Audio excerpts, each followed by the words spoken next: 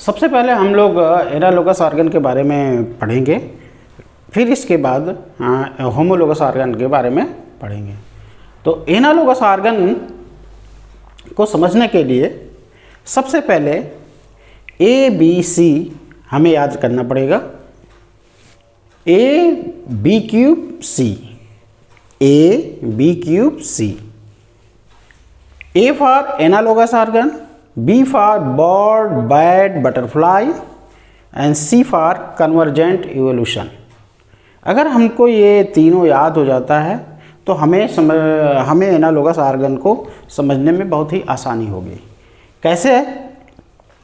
हम लोग analogous organ को एग्जाम्पल के सबसे पहले एग्जाम्पल से ही समझेंगे। हमें एग्जाम्पल अगर याद हो जाता है तो हम एनालोगस ऑर्गन को समझ सकते हैं।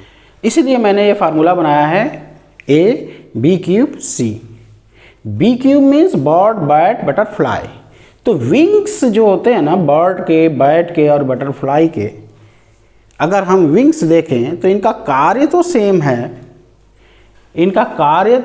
है, फ्लाई करना इनका कार्य है, ठीक है ना। इन तीनों का काम है फ्लाई करना, लेकिन ये बेसिक इनकी जो ओरिजिन होती है वो डिफरेंट होती है। उनकी जो पंख की बनावट है, इंटरनल स्ट्रक्चर है, वो डिफरेंट होता है। तो इसीलिए हमने लिखा है यहाँ ओरिजिन, उत्पत्ति अलग अलग होगी इनकी। क्यों अलग अलग होगी? ये बर्ड है, ये बैट जो होता है मैमल होता है, बैट जो होता है मैमल होता है, और ये बटरफ्लाई इंसेक्ट होता है।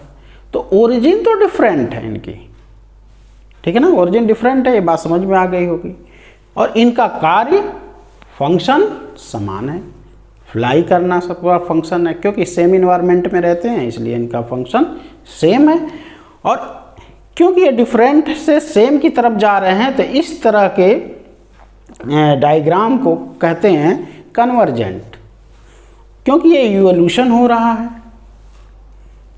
क्योंकि धीरे धीरे एंसेस्टर ऐसे था लेकिन बाद में ये फ्लाई करने लगे। पहले हो सकता है कि इन सबका काम सेम रहा हो, लेकिन बाद में धीरे धीरे इनका कार्य इन्वायरमेंट सेम होने के कारण फ्लाई करने लगे।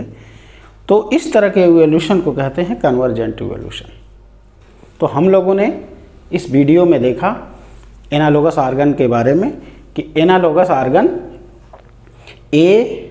A, B3C के हेल्प से हम लोगों ने ये समझा। एनालोगस ऑर्गन का एग्जाम्पल समझ लिया, बर्ड, बैट, बटरफ्लाई।